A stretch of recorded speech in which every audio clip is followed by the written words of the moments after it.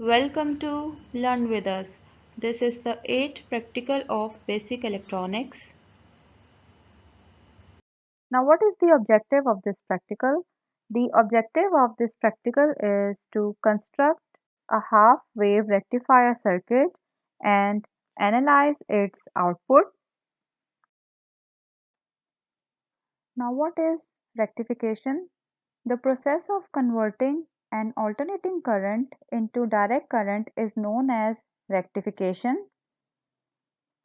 The unidirectional conduction property of semiconductor diodes is used for rectification.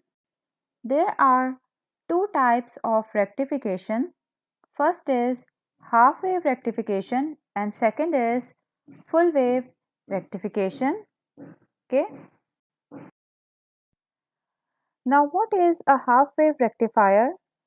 In a half wave rectifier circuit, a diode is connected to an AC source and to a load resistor, as you can see in this figure.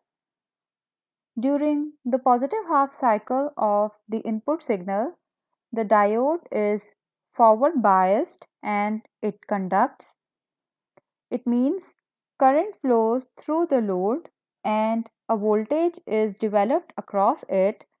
But during the negative half cycle of the input signal, this diode is reverse biased and it does not conduct.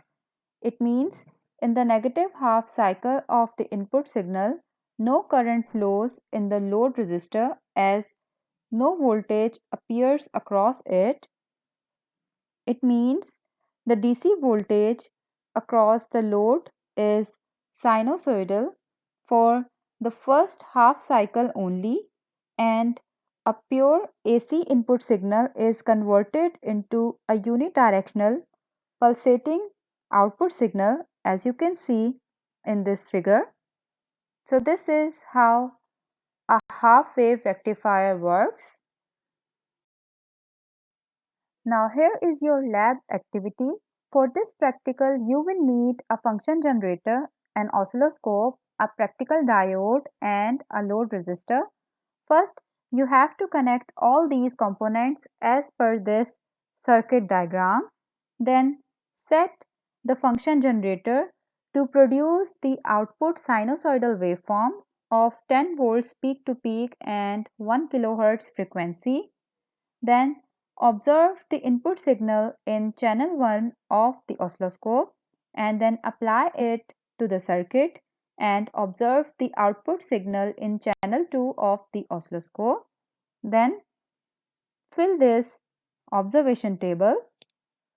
So this is your lab activity.